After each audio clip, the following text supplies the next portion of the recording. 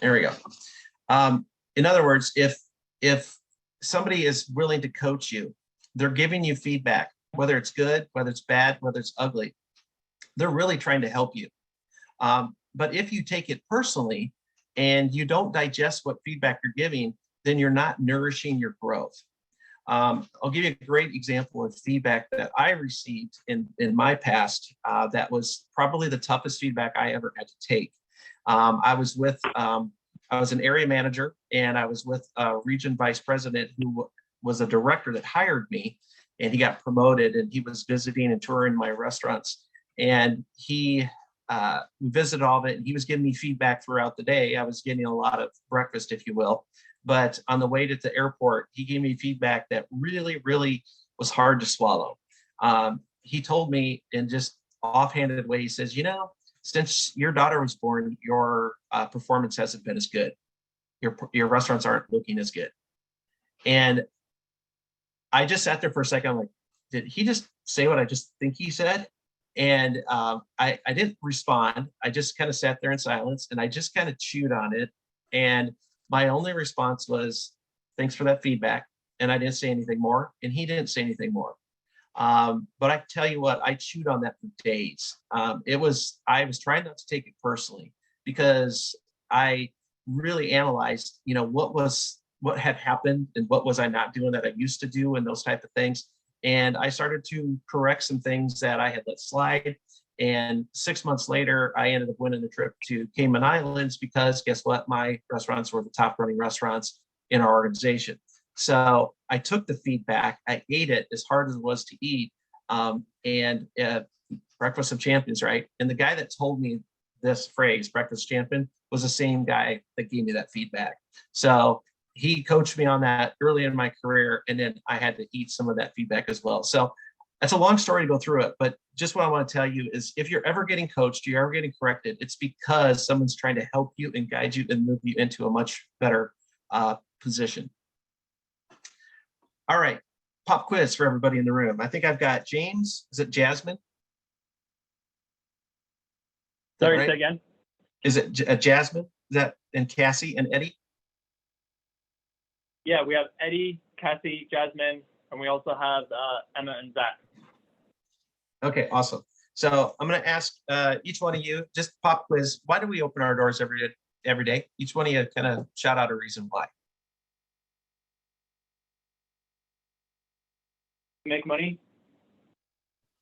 Okay. Anyone else? Serve people. Okay. Any others? To provide, so we say we had to serve people and to provide an experience. Very good. Well, at the end of the day, whoever said to make money is absolutely dead on. And let's be honest, every single business out there that opens their doors, whether it's a Burger King, a movie theater, bowling alley, a Slick City, we open our doors to make money. It's the dirty little secret, right? But it's the truth.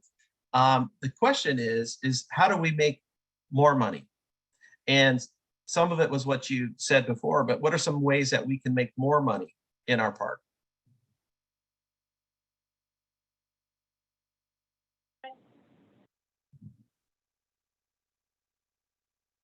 By keeping the doors open, also by selling merchandise. Yep.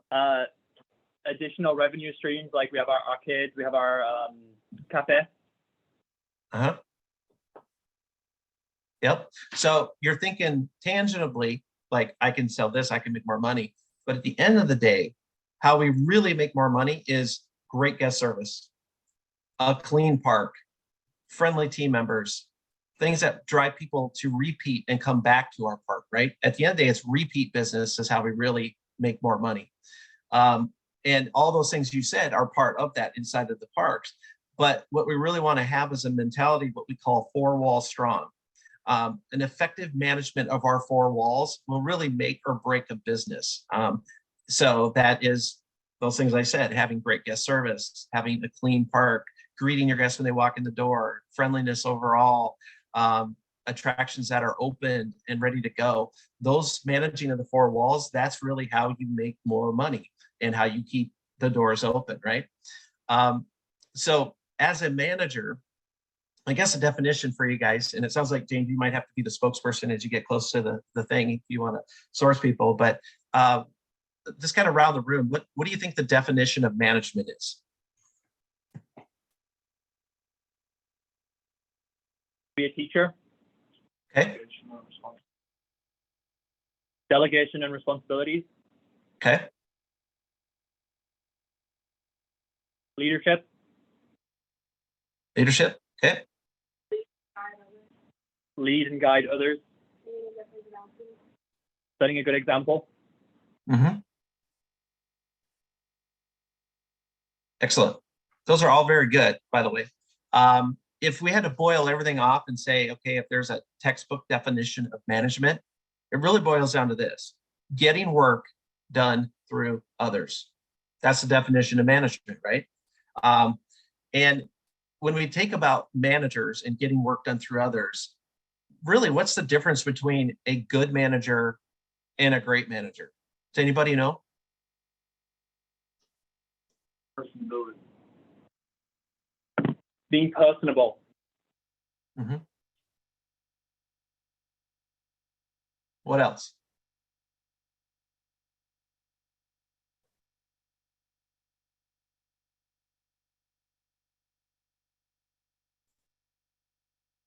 All right. So a good manager gets work done through others, right? That's the definition of manager. That's what I think a good manager does. A great manager also gets work done through others. It's fundamentally the same thing, but there's two words that make the difference between good and great. And it's simple this: it's follow-up. And as simple as that sounds, we're going to dive into what does that mean, the follow-up piece. Because great managers, while they get work done through others, they constantly follow up on what it is that they delegate. If you read here Richard Branson quote, and I don't know if you know who he is, but he's a businessman, airlines, all that kind of stuff, flew a rocket to the space and all that stuff. He says, I learned from an early age that the need to delegate responsibility out to others, team members, as there's just too much for one person to do themselves. What is the point of hiring talented team members if you don't give them the freedom to make the most of the change that you have given them? Because you see, at the end of the day, delegation is a skill. It's much more simply than just telling your team member what to do. You really have to show them and let them succeed or fail. A lot of managers like to keep things to themselves, like, I'll just do it myself, and I'm like the hero, I did all these things. And we're going to talk about that a little bit later. But really, the skill of manager getting work done through others is just that: it's delegating. But even delegating takes a skill as well. There's something I introduced to Braun and Bree a while back that we call T-SLOP. It's kind of a funky little acronym, but it's appropriate because it's when you're training somebody, it can be applied to delegating something to somebody as well. So when you delegate something to somebody you're training them, you tell them what or how to do something, right? And then you oftentimes will have to show them how to do it. And then the next step is you need to let them do it after you've done that. You told them, you showed them, let it do it. And this is the hard part for a lot of new managers in particular, because you got to let them succeed or you got to let them fail. If you try to swoop in and try to help them and they don't really ever fail, then they never really learn from their mistakes. So this is sometimes a painful process for newer managers as they're delegating, because they just want to jump in. I'll just do it myself, or this is how you're supposed to do it. You really got to let people do those tasks. And then you're going to observe their progress after they're going through that. And you're going to coach and you're going to teach and you're going to really get them proficient at what it is you're delegating to do. I'll give you an example here in just a little bit. And then more importantly, at the end of it, you're going to praise their progress. Hey, great job. You're executing, you're doing it at a very high level. All of this is under that follow-up banner that as a manager that you do. If you look at the screen now, the other comment on here is diligent follow-up and follow through will set you apart from the crowd and communicate excellence. At the end of the day, fortune is in the follow-up. If anybody's ever been direct sales or anything like that, or a sales job of any kind, the fortune is in the follow-up, and it pertains to being a great manager as well. Another phrase that I'd like to introduce to you is what we call inspect what you expect. Has anybody ever heard that before? No, I don't think so. Was it? Okay. Well, this one then we want to kind of plant in your head. I want you to kind of keep this in mind as we go through the rest of the day, because inspect what you expect is essentially a great manager following up, right? So I used to work in the restaurant industry, as I told you, and I used to train this to managers all the time. You tell a team member, hey, can you go out and check the dining room? Okay. And that's just a blanket phrase, right? And I think we're all here probably smart enough to know what check the dining room means, right? But the old joke was that they would go put their hand on their head and look out there. Yep, it's still out there, right? And it would never get cleaned or up to where it needed to get to. So the part of delegating and the inspect what you expect is you're going to give more specific direction. You might say, hey, I want you to go out and check the dining room. Please make sure the beverage center is clean, straws are stocked, napkins are restocked, all the tables are wiped down, check all the garbages, sweep the floor. You're going to give very specific directions. That's part of the T-slap, right? You tell them whatever. And if it's the first time you're doing it, you actually take them around and you show them how to do it. And then when they go out there and they do it and they come back to you, this is the inspect what you expect. The follow-up piece is you go out and you look. What's the beverage center look like? What's the tables look like? What's the floor look like? And in the meantime, you're as a manager are what we call table touching. You're talking to the guest. Hey, how was your meal today? How was everything? Hope you're having a great day, right? It's where the table touch comes into play. But really what you're doing is you are inspecting what you expect. Now, this is the key piece of it. If you find something that isn't up to the standard or what you thought needed to get done, then you grab your team member and you say, hey, come here a second. I want to show you something. See over here? We missed over here. We need to get that. Why don't you grab the broom and go do it again?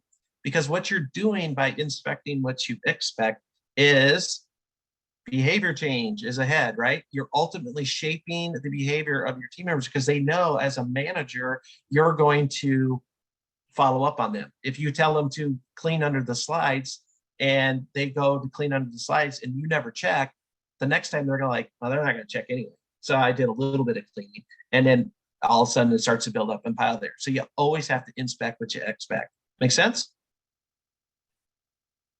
Thumbs up from the crew in the back. We're looking good. All right, cool. All right. So here's another little phrase. I always like to teach newer managers is you can delegate authority, but you cannot delegate responsibility. And ultimately what that means is you're delegating authority. Hey, I want you to go out and clean dining room. You're in charge of getting that clean. But if the dining room isn't clean or parts of the park get dingy or they aren't getting cleaned and whatever, you can say, well, I told so-and-so to do it. That's fine. You can tell somebody to do it. But if you're not inspect what you expect, at the end of the day, who's responsible for making sure that the park is safe, the park is clean, the park is friendly, right? It's us as managers, right? So we cannot delegate that responsibility. It's ours. So a phrase that I always tell managers is this: whatever happens or does not happen in your park is a direct result of what?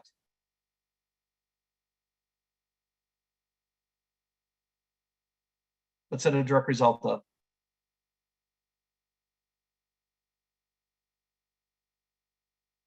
Anyone? The management. Management, right? Whatever happens or doesn't happen in your park is a direct result of management. Simple as that. At the end of the day, the management team is responsible for all of that, but you can delegate out and you want to delegate out all those things. You want to teach and coach and train, T-slop your guys and get them to where they need to be proficient at helping you manage the overall park. All right, here's a fun little cartoon. I'll let you all read it real quick.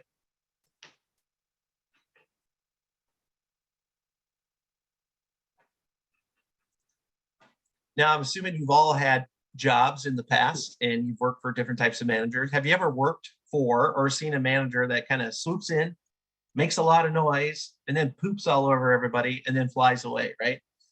We call that seagull management. And I'm going to tell you, don't be that guy. I've worked for guys like that swoop in, oh, you got to do this, you got to do this, you're not doing this right, whatever. And then they just leave. And then you're left with the carnage afterwards and how to do that. So we want to try to avoid that. So that's where we want to really transition into the next step here is there's a clear difference between being a manager versus being a leader. And there's a path stepping up. So the things we've been talking about up to this point, we've sprinkled in a few leadership skills, but we've been talking about being a manager.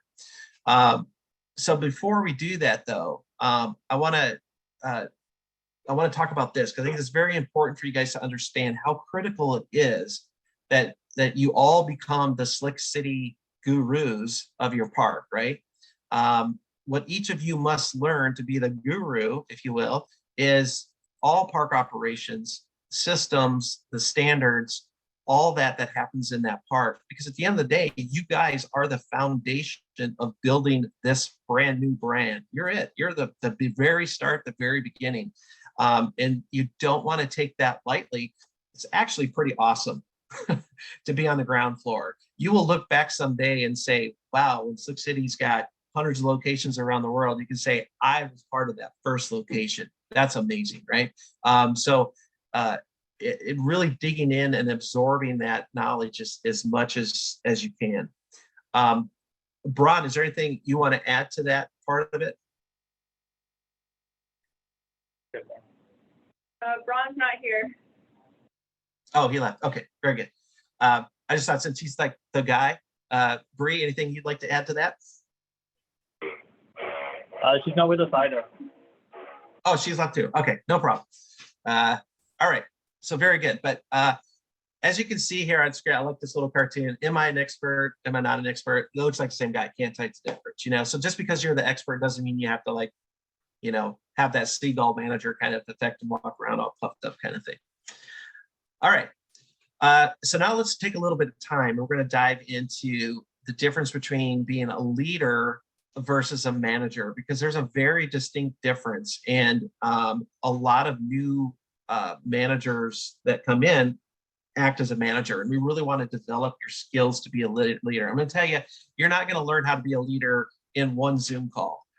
As I said, you're going to make a lot of mistakes through your career. You're going to do that, but we want to at least set you up for a foundation of success to be exposed to this so you can kind of recognize in the moment, okay, wow, I'm kind of being a manager versus a true leader here.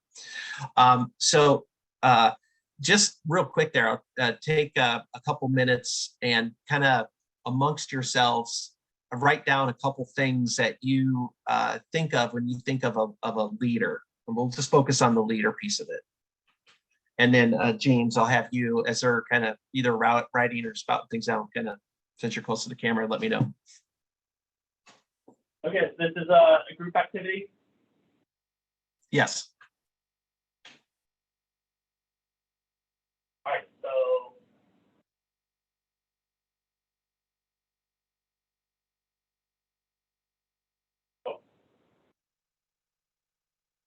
they workers. Workers. Okay. That is an example.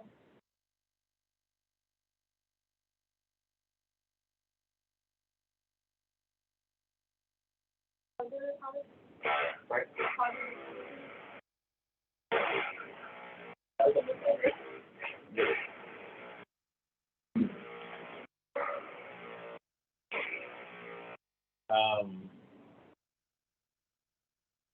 I think they go through the same situation.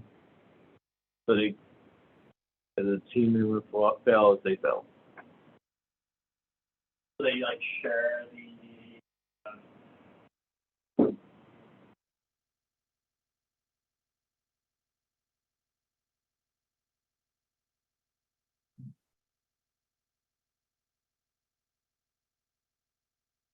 Give feedback.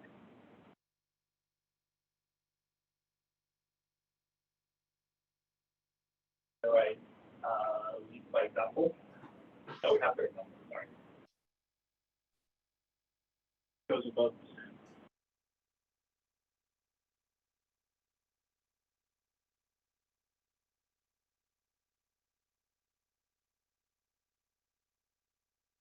Do you see anything on this side?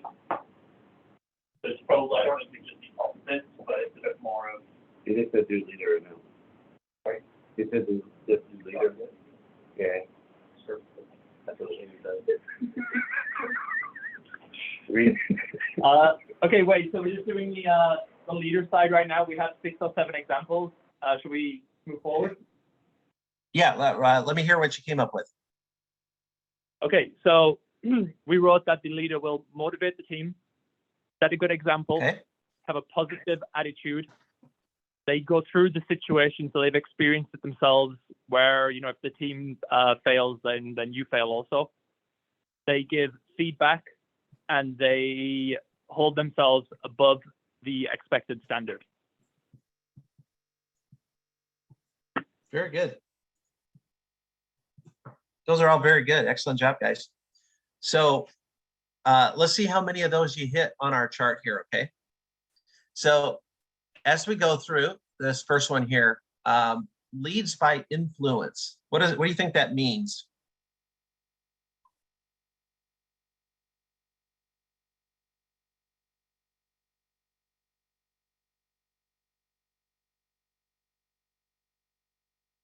Anyone? Almost something like leading through, I guess I'm really thinking of the opposite. Leading by position just means like, I'm the boss, so you should listen to me and you should do what I say, as opposed to, I guess, like being more part of it and then having, people just kind of follow your lead and take from what you do. Yeah, exactly. Right on. So as you said there, the managing by position is I'm the manager. You have to do what I say, right? That you'll see that in a lot of new managers that have never managed before. It's like I have this title.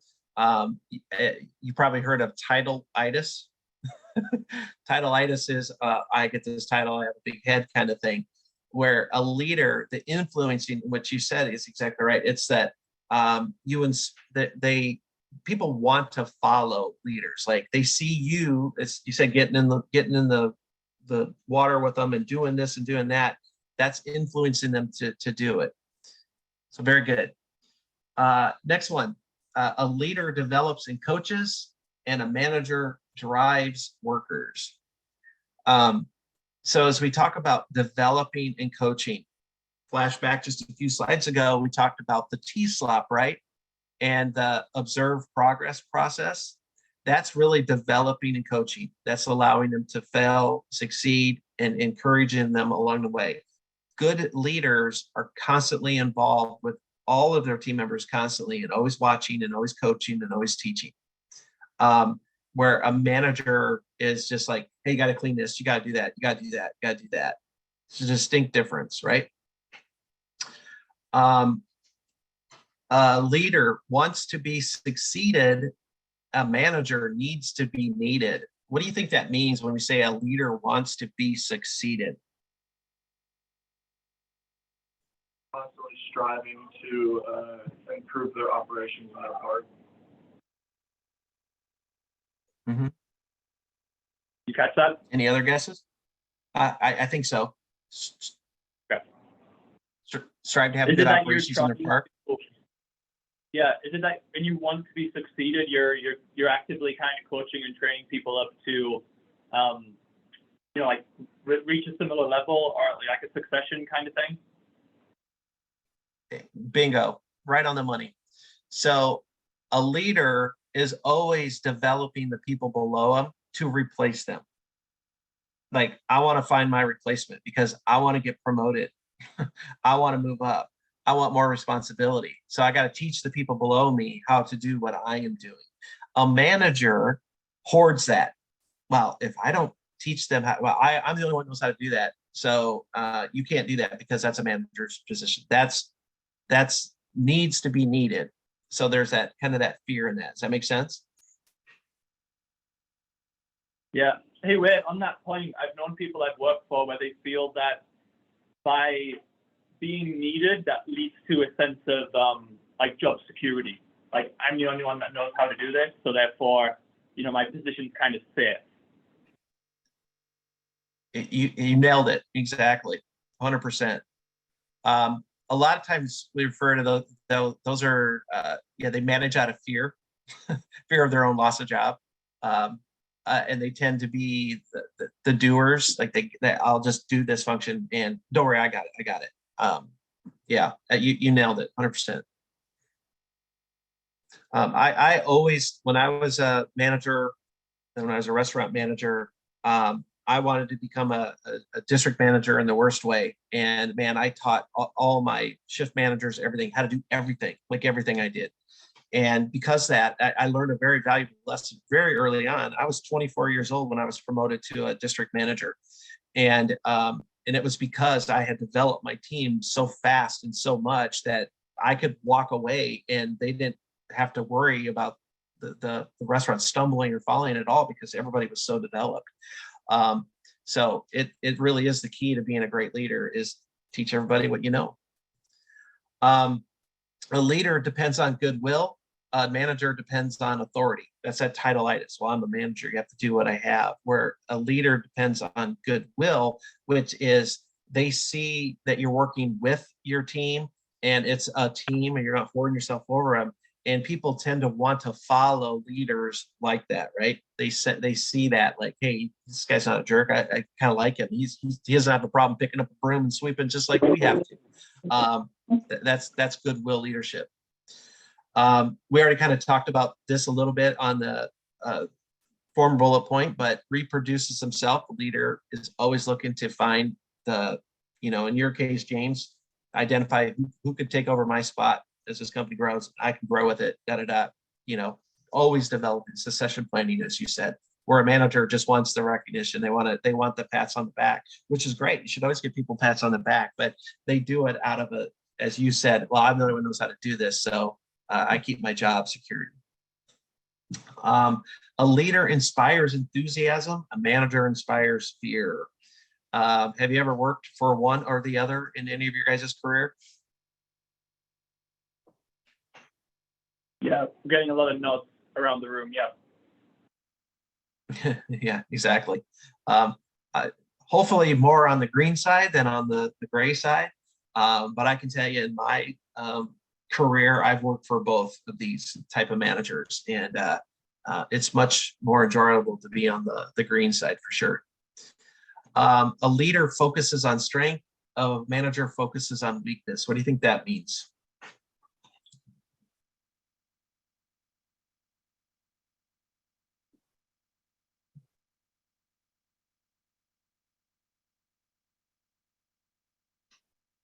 We can do this so that versus the leader with strength for looking I don't know how to put that in. It's pretty much what she's trying to say is she's saying if a leader sees your strong point, and like if you're working in one position, the leader notice that you're doing good in that position. But if a manager sees you doing bad, he's like, okay, you're not good enough for that, so we're gonna switch you somewhere else. So pretty much the leader continues to teach you, and the manager just gives up on you. Mm-hmm. Yeah, I think that's a good assessment. Are you guys familiar with Ken Blanchard books at all? Any of you guys readers in the room? There's a great book. Heard of them. All right, I highly suggest a book for you guys. It's called Well Done, and I'm talking like the fish, WHALE, Well Done by Ken Blanchard. His books are really, really great books for new managers in particular. He's got like the 1 Minute Manager, Raving Fans, Well Done, a whole host of books. But the Well Done book premise is basically is kind of around this analogy. And he always tells a story and then puts the manager principles around that. And Well Done is it's about a trainer training a whale. And the trainer obviously doesn't tell the whale he's weak or bad at something because the whale will eat him, right? So he actually wants the positives and those things and gets the whale to do the things he wants them to do by focusing on the strengths of the whales, the focus of the whale. So it's kind of that principle as well. Get it? It's a good book that I would recommend. Google it, look it up, Amazon, as well as Raving Fans would be another great one for you guys that I would recommend. A leader says we, a manager says I. This one's very prevalent. I've run across a lot of folks that say, well, I did this, I did that, I'm doing this, I'm doing that. And it's always like it's a red flag for me constantly. Like, oh, okay, I got a manager here, not a leader. Leaders will always talk about the we. How are we doing? What are we doing? Bron's other organization is called Innovative Heights, and one of the things that we have started is we say we are Innovative Heights. Very much a leader-led mentality. That it's all of us together is what creates this company. So it's the same principle as a leader. As you talk about what's happening in this park, as you talk about what you guys do, success, it's all of you guys working together. If anybody's saying, well, I did this or I did, I mean, obviously you're gonna say, yeah, I cleaned the closet, I cleaned this. Yeah, of course. That's not what we're talking about. This is really more about trying to position yourself as in a position of authority and to elevate yourself, like, that I have accomplished this or accomplished that at the sake of the team. That all makes sense? Yeah. All right, cool. A leader invests time in others, and a manager spends time with others. There's a distinct difference there, right? So as a leader, if you're investing time in others, today's a great example. We're investing time in all of you by collectively getting together to do this. This is what Bron does as a leader, is like, hey, we need this, we need to pour into the folks. This is a true investment of time.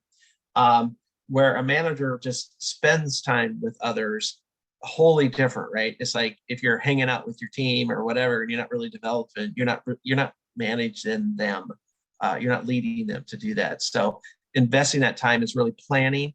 It's an intentional time to invest in people.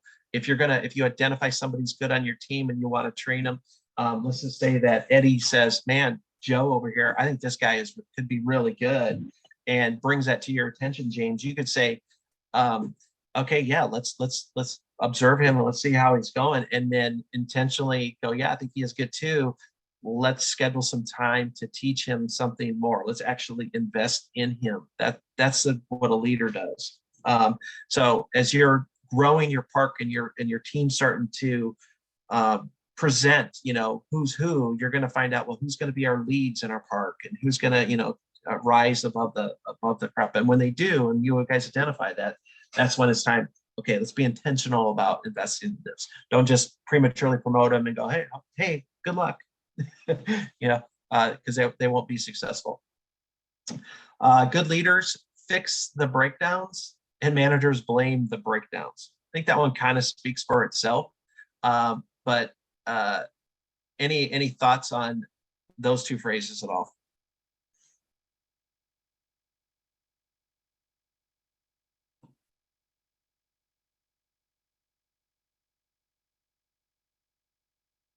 It kind of has to do with like what we were talking about with a leader of like also experiencing the situation. So like when there's an issue or a problem, it's not, okay, what did you do or something like that. It's, okay, what are we going to do about it? And like it being a team thing and not putting blame on something or someone, but everyone just coming to a conclusion to resolve it. Yeah, well said. Well said. We'll actually have a slide a little bit later. We're going to unpackage this one a little bit more. So kind of remember this, but that was extremely well said. Thank you. A leader have incredible success, and a manager only has some success. Even managers can succeed. I mean, they can drive a number. They can, if we're talking cafe sales, or they're talking membership sales, or we're talking, a manager can drive that. They can push it to so far. It'll have some success with that. Leaders have incredible success because look at the bullet point ahead of that where it says we. They really get team involvement around it, and they whip up inspire everybody to kind of go in the direction. So that's why they have incredible success. It's because they really understand that they're leading a group, and it's not, again, back to, they don't say I. So leaders have incredible success. Leaders shows how it's done, and a manager knows how it's done. This one kind of goes off of the other one we talked about, where the manager will hoard the knowledge and don't teach how to do it, where leaders love to really show. And here's something I would tell all of you guys. A great trait of a leader is to always explain the why. What's the why behind it? You know, if you tell a team member, hey, we need to sweep underneath the slides, and we need to keep this area back here clean. Let me show you how expeditions go back to him, and then explain the why. Well, because this is in guest view, and moms and dads are walking by the slides, they can see right underneath it here, and that's a perception, right? And perception is reality. You say, oh, look how dirty it is under there. Oh, I wonder what else is dirty in this park, right? So it just always explain the why. When you're delegating and you're explaining things, there's always a reason why we do something. We don't just do stuff just to do stuff. So that's what a good leader always does, is not only shows them how it's done, but explains the why behind it. And a leader is like, let's go. And a manager says, go. This is that, I guess you could call it, doesn't always have to be rah cheerleader kind of leadership. Everybody's a little different. Every leader's a different style. But leaders know that they have to energize the team, and they have to get the whole group moving in the same direction, not just one-off shoots and whatever. So really having that call to action is very, very key. Are you guys doing in the trampoline park world, Sky Zone, they call them sky huddles?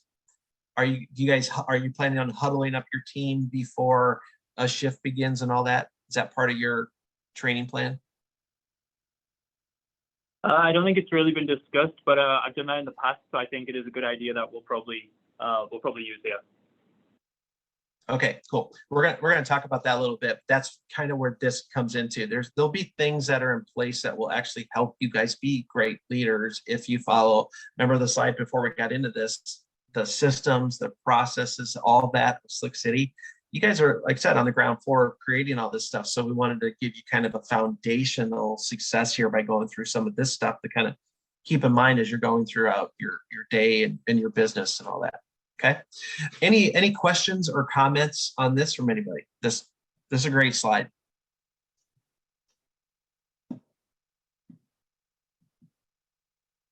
Nope. Nope. All right. All right. Let's dive a little bit more, just a little briefly, into people leadership. And it's a important piece of the business. So there's really 5 key things that I wanted to kind of cover with you guys here of people leadership. And number 1, first and foremost, is team first. How do you spell team? Somebody shout it out.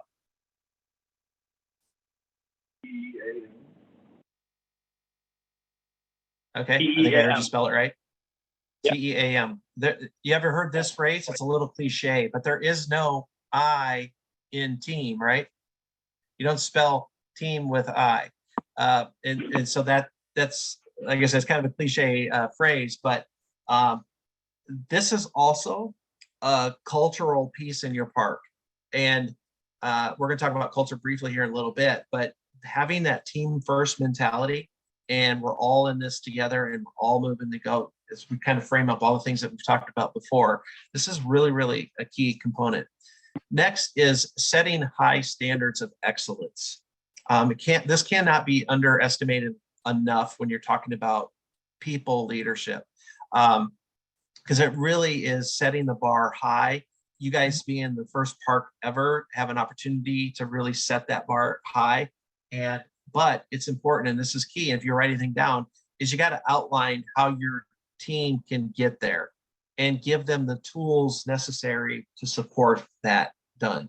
So this is a small example of it, but if the excellence is we always keep underneath the slide areas completely spotless clean, that's our high standard of excellence. Do you have the tools to do it? Do you have the right number of brooms? Do you have the right mops? Do you have the things to do that? You have the tools to help them do that. Are you giving them time to do that? If you're going to say this is a standard of excellence, then you have to supply all the things to meet that standard of excellence. If your standard of excellence is every guest that walks through that door gets a greeting and a smile and thank you, that's a high level of excellence. And you have to set the standard, and you have to have the outline of how to do that. Hey, when we're slow, don't stand behind the registers and just wait for people to come up to you, come out from under the registers, and as people are walking the door, greet them at the door, walk them to the waiver station or whatever, and then bring them to the register if we're slow. If we're busy, then we have a person there that is greeting them and welcoming them and answering questions and stuff. That's a standard of excellence. And those are the things that you have to learn and teach into your people as you go through. Keep in mind, team first, standards high. Third is you have to communicate. You literally cannot communicate enough. And that's amongst yourselves, in particular as a management team, but it's also keeping your team informed of what's going on. I don't know if you guys are using like Homebase or a thing like that for scheduling and texting and whatever, but it's a great vehicle to communicate what's going on with stuff. A lot of times parks use WhatsApp groups, whatever, but that key communication of what's going on so there's no surprises for people. It's really critical for embracing that people leadership. Nothing worse than somebody saying, I didn't know, I didn't get the communication. Nobody told me what's going on, right? I'm sure that's never happened to any of us on a job before, right? Next is be transparent in your communication. Now, obviously, if you're going to communicate with a team member, your communication style, what you say may be a little different than you might communicate amongst yourself. But, as you see from this little funny cartoon, it says, why are we doing this? And in the quote, it says, it's not a great mission statement, but we'll revise it as things get better. That's based in brutal honesty, right? So it's important as a management team, as a leadership team, is that you're able to have the tough conversations when you need to have the tough conversations. If something's not working, you guys, again, you're starting a brand new brand, a brand new process. If something's not working, you gotta be bold enough to say, James, I'm sorry, dude, this is not working. Can we do this? Or maybe have we thought about this? And, have that discussion, communicate what's going on, and just be coachable, eat that breakfast of champions every day, right? And really work together as a team. The tighter you guys are as a team, it'll be on communication. And if any of you are in a relationship, if you're married, whatever, I can tell you the most important key to any relationship is communication. Because when you have communication breakdown, that's when relationships start to fracture and fall apart. So communicate, and be honest and transparent with that. And last but not least, for the fifth topic is follow up. We talked about what does a great manager do? What does a great manager do? They follow up, right? That's people leadership. You're following up on what you're saying. And you can see on the slide here, it also says follow through. If you say you're going to do something, then do it. Be mindful as a leader that you do what you say you're going to do. Take your people through. If you say you're going to develop Johnny on how to run the cafe because he wants to learn that and you committed to doing that, follow through, make it happen. Because if you don't, then you lose your credibility as a leader. I'm going to pause here for a second. Any thoughts, any comments that you'd like to talk about this? Any stories that you've had to deal with in the past where you've seen this or have seen the anti this? Anything first before I say the silly thing? No, but I do want to, I really like the last thing about how if you don't follow through, you lose your credibility. That's obviously, that's super true. We have to do that. Otherwise, we're talking about leading versus managing. If you lose your credibility, you go onto the manager side rather than the leading side because people won't then follow you in return because you didn't hold up your end of the deal. Extremely well said, James. Extremely well said. We have a question here. So if you have like or not set a good example and have not followed through with your word as well, what do you think is the best way to gain that trust and to reestablish your word with your team? Excellent question.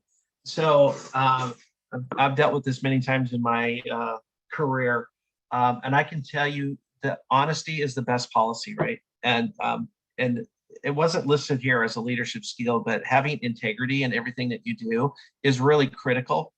And that also means if you screw up, you admit it and you own it, right? Good leaders will own their mistakes. So if you ever fall into that and you miss a commitment and you do that, oftentimes, depending on the situation, it might be a one-on-one conversation with an individual, and you just might say, "Listen, as your leader, I failed you, and I'm going to admit that to you." But then you have, what is the solution for that? Okay, since we failed on this, I apologize. Here's what we're going to do, and this is what we need you to do. Just own it. In broader cases, sometimes it's having a team meeting, and you kind of bare your soul to everybody. Obviously, there's some finesse in that, of course, but sometimes you just got to communicate to the team. Listen, you know what? We said we were going to do this, and we didn't do it, and we own that, and there's nothing we can do to change it. But moving forward, this is what we have committed to do, and it is what it is, right? So that's where you go to number 3, the Bart Simpson there: communicate, communicate, communicate, communicate. So if you do fail to follow through, you always revert back to one of these steps, which is step number 3: communicate, communicate, communicate, right?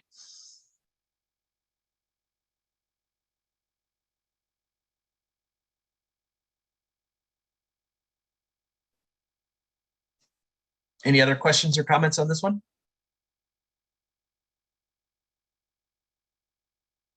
Nope, I think we're good. Thank you. Yeah, absolutely. That was great dialogue. Thank you, guys. All right. Next is culture.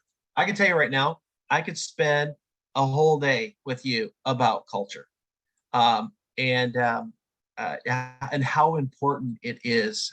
It really is kind of the cornerstone of a business. And I'm going to tell you right now, whether you think you have a culture or not, you do. And even though you're young and this park hasn't even opened yet, your culture's already started. It started the minute every team ever showed up in that park. It started orientation. It started the clock's ticking on your culture right now. So you really have to be intentional about what you want your culture to be. And on the screen here, you can see here's a pretty good quote: "Company culture is the backbone of any successful organization." I can throw out a name of a company and you'll probably go, "Oh yeah." If I say Chick-fil-A, what do you think of Chick-fil-A and their culture? Right? My pleasure. Yeah, Right? I couldn't think of the word. have- I knew it was. They say something every time. I couldn't think of the word. Yeah, my pleasure. What an incredible culture that company has.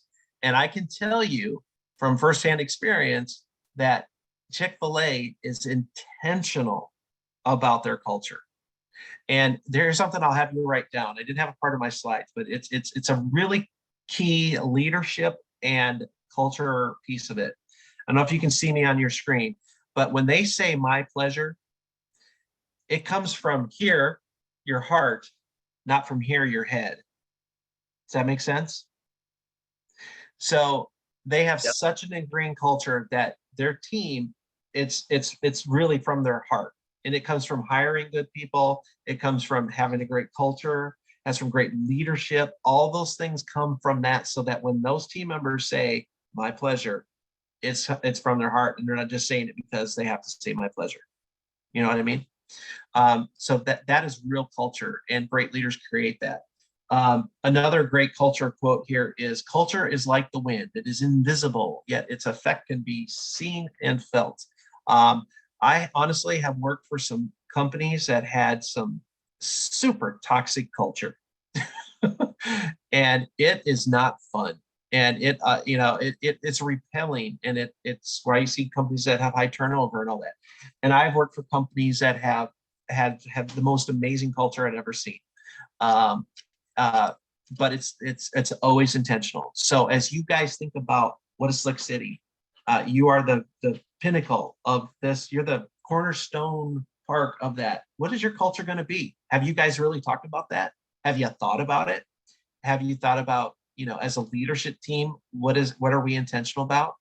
We want to provide a fun atmosphere. Do we have a fun atmosphere for our team? Those are all the key components as you think about culture. And what does that Slick City say? Obviously, Braun and the owners of Slick City, they will have their own culture that will probably permeate through there as well too, and you'll pick that up. But think about that. I mean, if there's any homework I could give you afterwards, it's like, what do we want to be known for? What is our culture? What is our team going to feel like when they come here every day? And if we apply all the principles that we've learned about so far, learned about delegation, we learned about fortunes in the follow-up, we learned about all those things, leadership versus manager, inspect what you expect. All that is bricks of the culture piece that we're trying to build here for you. That makes sense? Yep. All right. Just real quick, have any of you ever worked for a company that just had a great cultural example? You're like, oh, that was so cool. Maybe we should do that here. Yes. Awesome day. So we have to say. Oh, I can't hear. I work for a gym that's called Vasa, and we say Vossum Awesome Day every time somebody leaves. That's awesome. Yeah. That's it. It's sometimes it's just the little things, right? It's just the little things. I'll tell you. You guys familiar with Moe's Southwest Grill? The low? You ever been to one of Say that those? again, please. Moe's, Moes, Moe's Southwest Grill. It's like Chipotle, but it's called Moe's. They're so they have some cultural things that they do. Like when people walk in the door, everybody goes, "Welcome to Moe's," like all the team. It's like reflex, okay? And they just have that's a kind of a fun culture. Like welcome to Moe's. And then here's a fun fact: if you ever go to Moe's, all the music that they play in the restaurant can only be from artists that are dead. That's a cultural thing, right? So if somebody dies, then they can be played in Moe's. It's kind of creepy, but that's what they do. But that's culture. That's a piece of that. If you go to Arby's and you walk out, a lot of Arby's have a bell, and you ring the bell, and everybody goes, "Thank you." It's culture. So think about that. Really challenge you all to, if you're working at a different company or you saw that, hey, it's okay to shamelessly steal good ideas, especially when it's culture. Nothing wrong with that. But you have an opportunity to really make it distinct. What is your culture? All right. Moving on, I'm going to teach a couple management principles that will help you out as you are going through. Has anybody heard of the 6 Ps before? I don't think so. All right. So we're going to teach you what the 6 Ps are, and it's prior, proper, planning. Everybody say that. Prior, proper, planning.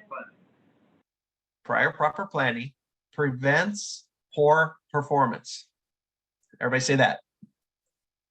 Prevent poor performance. Okay, now put it all together. Prior, proper planning prevents poor planning prevents poor performance. Exactly. So 6 Ps are something to live by. I was putting this together, and I told telling my daughters, I'm like, hey, I'm putting 6 P's in there, and my daughter's like, oh yeah, prior properly, they know. I've taught my kids this as well. It can be used in a lot of different functionality, right? But really, what this comes to, if you break this out, the first part, prior proper planning, that's one section of it. Prevents poor performance. That's the other half of it. So as you think about everything that you do, you guys are getting ready to open a park, right? Prior proper planning will prevent poor performance, right? So that's why we're doing all the orientations. That's why we're doing the training. That's why make sure the schedule's done. It's make sure there's stuff in the fuel zone or cafe, whatever we call it, and just having all that stuff, all the pre-planning. What's that? It's City Cafe. City Cafe. Yes, thank you. So it's all of that stuff. So when you think about from a management principles, you're always thinking about the possible outcomes that can happen, and your scheduling and you're following up all those principles that we talked about, and that really will help eliminate poor performance. So this one here is kind of something I won't dive much deeper into that, but I want to give you a couple of great quotes from a couple of folks. One of them is Benjamin Franklin, the guy that flew the kite, founder of our country, got hit by lightning and all that. He had a great quote that says, by failing to prepare, you are preparing to fail. And it's a great quote, because as you know, it comes down to the fundamentals of managing a ship. As you do those schedules, as you do a huddle before the thing, and you plan out, who's going to do this, who's going to do that. They seem like menial tasks, but you're planning to succeed by planning out all that stuff. Another great quote is by a gentleman named Franklin Lloyd Wright, who you may or may not know who that is, but he's a famous architect, and he has designed a lot of homes across the country long ago. Some of these homes are 100 years old or whatever. They're just absolutely unbelievably amazing homes. And he had a great quote. It's easier to use an eraser on the drafting table or a sledgehammer on the construction site. That's prior proper planning prevents poor performance, So ultimately what I'm telling you is, as a management team, we go back to the principles of people leadership. We talked about communication. You guys all have to be on the same page. You have to be. And that's a big part of the prior proper planning prevents poor performance. Make sure as you're working on that, James, as you're leading the park and you're working on stuff, you know what, Eddie might know that this is some issue over here, and Cassie might know that this could be an issue over here. So it's important to draw your team together as part of the planning process and all that stuff. So having those regular manager meetings is going to be critical to practice the 6 Ps. Make sense? Yeah. All right. Moving into goals. So it's very important. Open a new park, you got to have some goals. And that honestly will be part of your culture, and it'll be part of your celebration of success that you have in the park. So setting goals is critical. I'm going to introduce you to something that's called SMART goals. If you've never heard of that, it's a foundational goal setting process. Anybody here ever heard of SMART goals before? Yeah, some of us. Yeah, some of you have. Okay, great. So let's introduce you to SMART goals. So a SMART goal is specific. So the goal should be very precise with no room for misinterpretation. This is the goal. This is what we're hitting. It should be measurable. The goal should be quantifiable, and progress should be easy to track. It should be achievable. The goal should be attainable, not outlandish or unrealistic. So you don't want to set this pie high, like we're going to do, $500,000 first month we're open. Hey, maybe you do. That'd be really awesome. But is that really achievable? Could be. But you want to make a achievable goal so that the team doesn't give up hope on hitting the goal. And it should be relevant. The goal should contribute to your broader overreaching goals. So if your goal is to be at a $3 million park or $4 million park, then monthly your goals will be kind of roll up into that, so it's relevant. And then your goals should be time bound. You should always have a defined start and a defined end date, because if you don't, then people kind of lose focus and then they don't stay focused on the goal. So let's go real quick here through a SMART goal example. So we talked about the cafe, right? If you say, I want to increase cafe sales by 5%. So you've been open for a little while and you know what your cafe sales are, like that, we really need to do that. So our specific goal is increase our sales 5%. Is it measurable? Well, of course, we can view that daily. We can view it weekly. We can view it monthly on the reporting, right? We have data that tells us how we're doing on it. Is it achievable? Absolutely. We can train the team. We can set goals during our huddles. We can sample product. We can do suggestive selling. There's things that we can do that will help us achieve our 5% goal, right? Is it relevant? Yeah, our core goal is to achieve 15% of our overall sales as cafe sales. Maybe it's more, but let's just say it's 50%, and you're a little below that, so you're trying to increase it up to 15. So it's relevant. And then it's a time bound. You could say, yep, we're going to measure this from July 1st to July, or for all of third quarter, and see how we do. So you're constantly measuring it and following up on it, communicating it to the team, and you're all focused on the same thing. We are going in the same direction. Make sense? So as you guys think about the goals that you're trying to set for this park, and right now it's probably the farthest thing from your mind, you're just trying to get the park open, but you're going to get this park open and things are going to start settling in, and you got to start thinking about, okay, what's our goals for this? What's our training goals? What's our goals for staffing? What's our goals for risk management? What's all these things? And you can start to put together this format for all of your goals, and the management team is all on the same page, and then you're all moving towards the same direction. Okay. Any thoughts or inputs on any of that?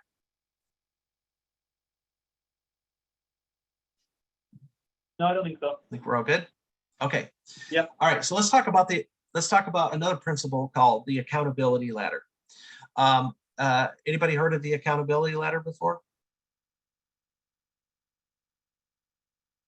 Yeah. Okay. You've heard of it, James? Yeah, about 50-50 around the room. Okay, great. So let's unpackage it and get everybody 100% then. Okay. So the accountability ladder it can be applied in any issues, and particular all areas of leadership and management. And as a review here in a moment, I want you to kind of think about certain situations you might have been in and what accountability you have taken in those situations. Your goal is always to be as high on the accountability ladder as you can, and teach and deploy your team members to be the same. So here's the accountability ladder. So it's a scale, in this particular, there's numerous ones out there, but this is one I chose. This one's a 1 to 8 scale. And it's safe to say that at some point in all of our careers, we have been literally on every rung of this ladder. Me too. I've been a 1, I've been a 2, 3, 4, 5, 6. I've been all the way up to the top.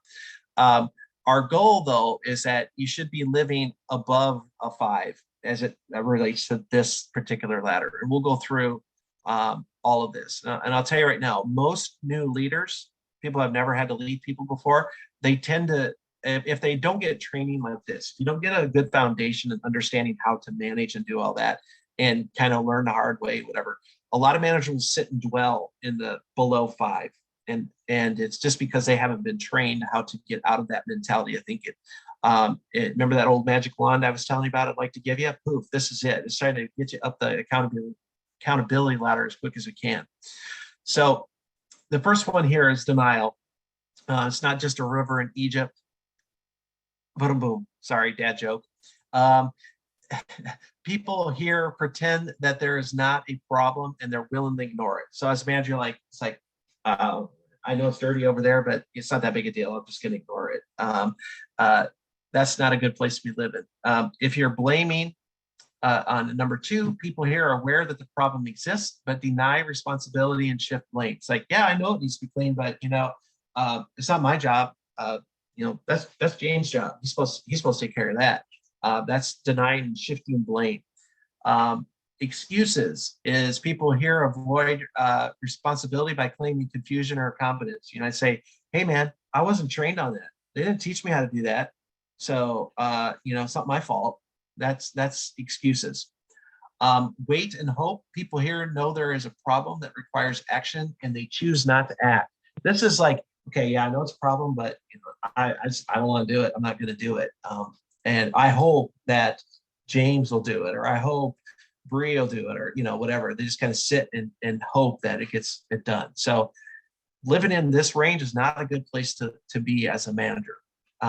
Get a little better in the acknowledge reality. So at level 5, people here let go of the magical thinking that there's somebody's going to fix it and they realize their problem, but we're still not where we need to be. It's like, yeah, I know we need to clean that, but I know it needs to get done, but we're still not where we need to get to. And then we move up into accountability of owning it and taking a position. So people here own the problem and honor their commitments and responsibilities. So I, as a manager, it's my responsibility to make sure that this park gets closed at night and that this gets done and this gets done and this gets done.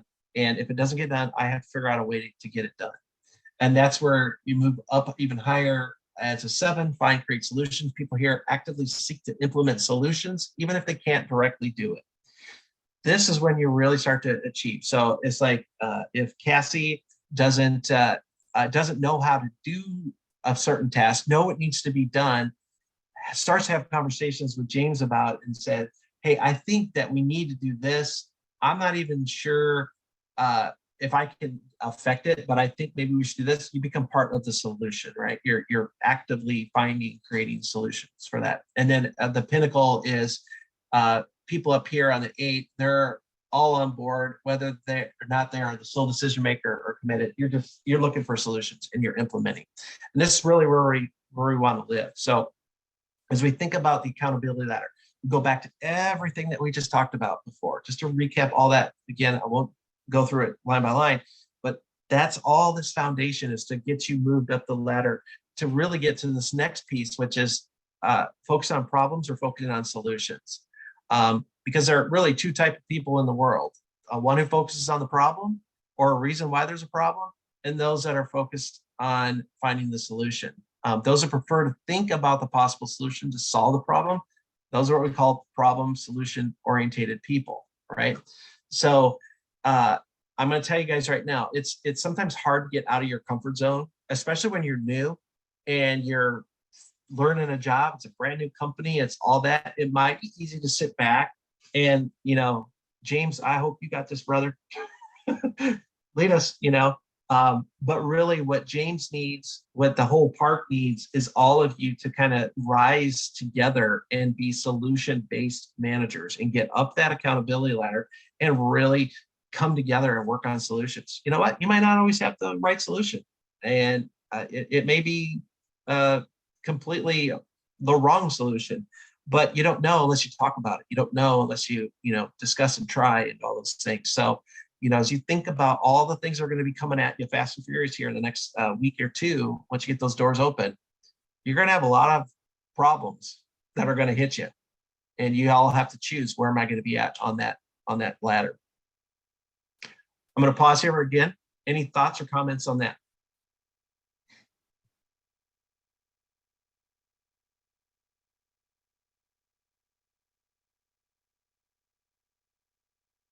No, I think we're good. Okay. You guys staying with me so far? Yeah, we're here.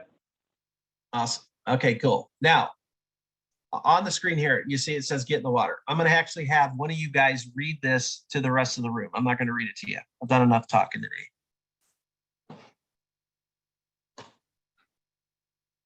Okay, who's gonna read? I do. Yeah, you do. Hey, we're on the accountability ladder were they when they chose you to do it, huh? Yeah, we're practicing our delegating. Uh-huh.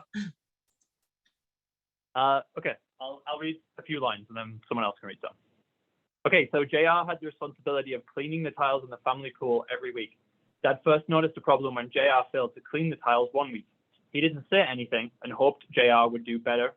Junior? JR? Junior? Yeah. Junior. Okay. Sorry, I'm English. I didn't grow up here.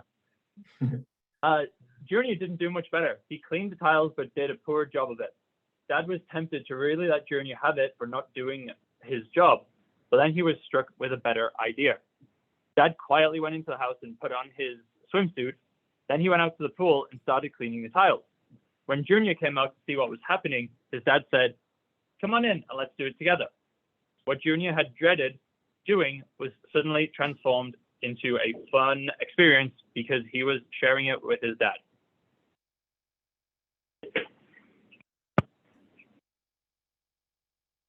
Zach, would you like to read a couple lines? Sure, I'll read. We as leaders have the capacity and responsibility to make the job fun by getting in the water with our people. We should get wet, splash around a bit, stir up some excitement and enthusiasm. We need to help our people clean the dirty tile in our area of responsibility. Sometimes the tasks that dread can be made more fun or easier because we are doing it with them. We must work side by side with our people to show them the correct way. Someone else for the lack of line? From we? We also need to get in the water so that we are leading by example. What we do speaks much louder than what we say. We never want to give the impression what we are asking our people to something we would not do. You forgot do. Yeah, exactly. So you probably heard me reference this a couple times early on about getting in the water, right? This is very much a management principle of leadership. And so when we talk again back to the things with management, getting work done through others and following up, and that T-SLOP, teaching them, showing them, let them do it, get in the water with them. If you tell somebody to go clean the slides, clean by the slides, and they've never done it, obviously you don't just say, hey, go over there, grab a broom and sleep under there, figure it out. That's not getting in the water. Get in the water is grab the tools, get in there with them, clean together, show them how to do it. I was in a park a couple months ago, and not obviously a Slick City park, and the manager, there was an area of the park behind the courts that were kind of dirty, and I'm like, hey, yeah, we need to clean this. Like, yeah, whatever. So before I left, I'm like, hey, grab a broom, grab them up, let's go there. And I got in the water with him, and we cleaned this whole area together. I practiced this. It's like, I could have been a seagull manager, could have swooped in, could have pooped on him, said, hey, clean this crap, and whatever.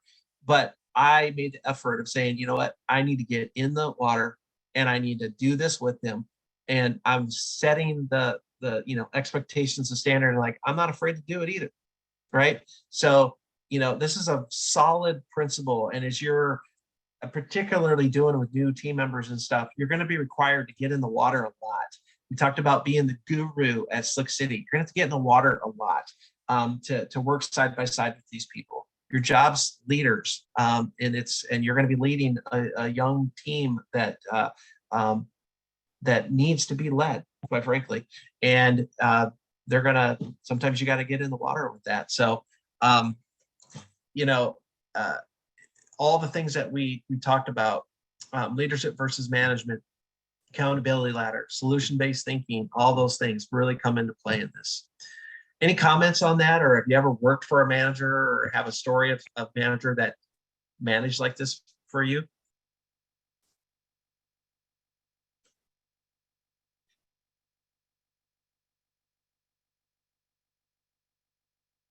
Nothing?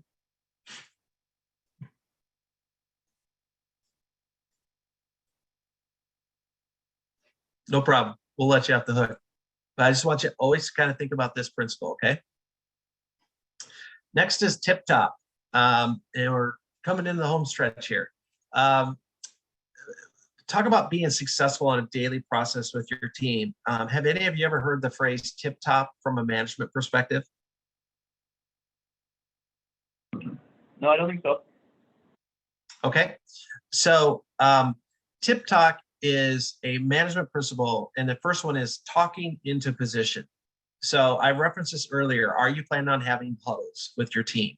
And tip top is really part of that huddle. So when your team is showing up for their shift, it's extremely important to talk each team member into position. Have you ever worked a job where you just show up and you just go to your position? The manager doesn't even talk to you or even say a word to you, and you just kind of go do it. I see a couple heads going up and down there. That's a horror. What's that? I think we all have experienced that. Yeah, and it kind of sucks, doesn't it? It's like you don't feel valued. You just feel like you're a cog in the wheel. all of that. You know, you might know your job, what you need to do. Some people might like that. They're not like, oh, hey, great, I can go do my thing and I don't have to deal with the manager, whatever. But it's really not, it's not the foundation of all those 5 things we talked about. We talked about team, we talked about standard of excellence, communication, all that stuff. This really starts with this. So I really encourage you guys to be very conscious about every shift that you have, that you huddle your team up and you have the pre-shift talk and say, you know, Mary, you're on this, Joe, you're on that, John, you're on that.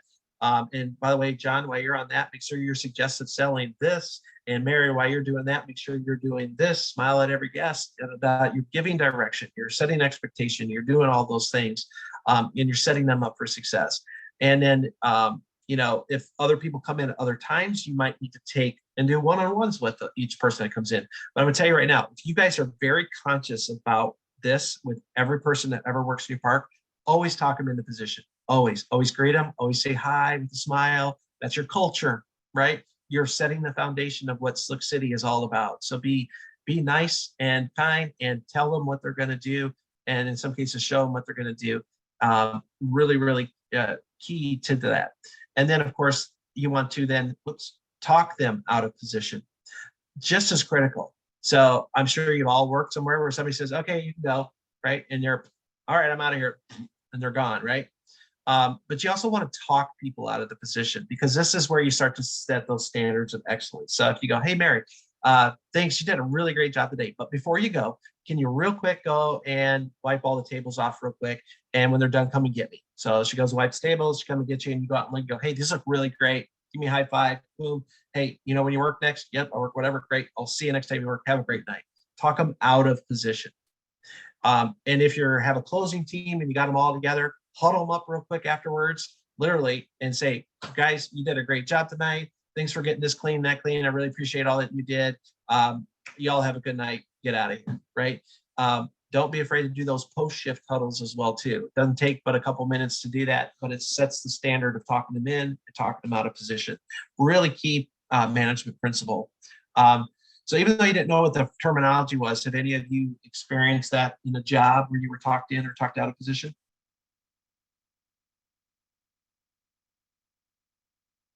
Thumbs up, pretty thumbs mixed. down. Yeah, 50-50, mostly right? pretty mixed, like mostly thumbs down. I mean, I don't know that I've really experienced that as much in my personal experience. I mean, I've definitely seen it happen in part. I think most of us around the room, we've kind of seen maybe like a little bit of one or the other, but not really, probably not, you know, both all of the time and every time, for sure. Yeah, absolutely. I can tell you it's intentional. Remember we talked about culture being intentional? This is it. This is intentional. It's culture. It's leadership. It's all the things that we've been talking about.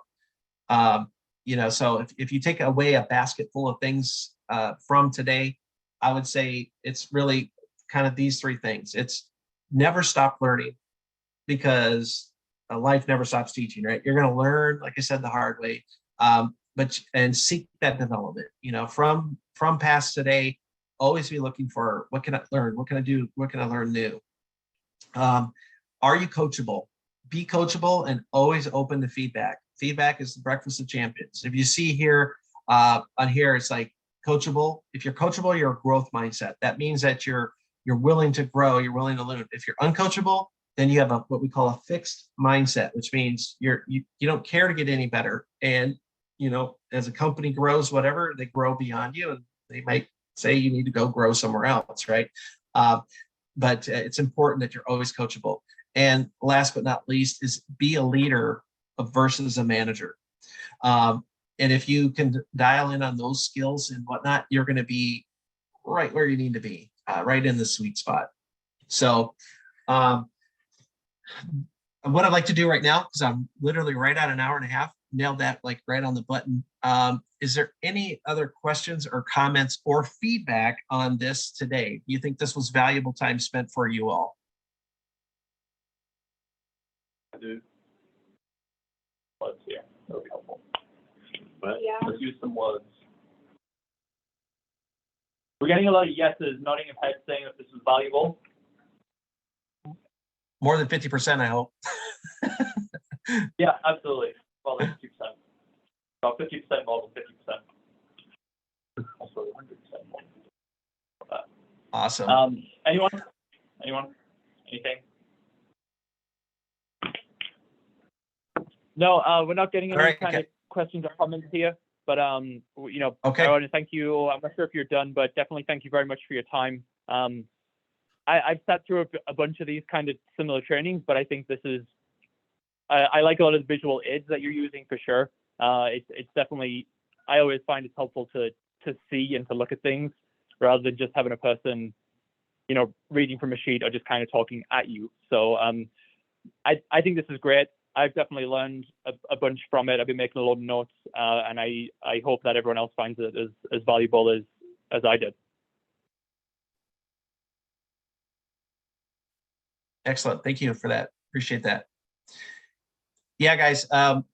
In conclusion, I just want to wish you all the best of luck. You got a super awesome concept here. Like I said, it's really cool to be on the ground floor of a new brand, and you should all be very excited, very proud of the work that you're going to do. So I will follow up and send this PDF to Bree, and she'll get it to all you guys, so you can have it and review it later.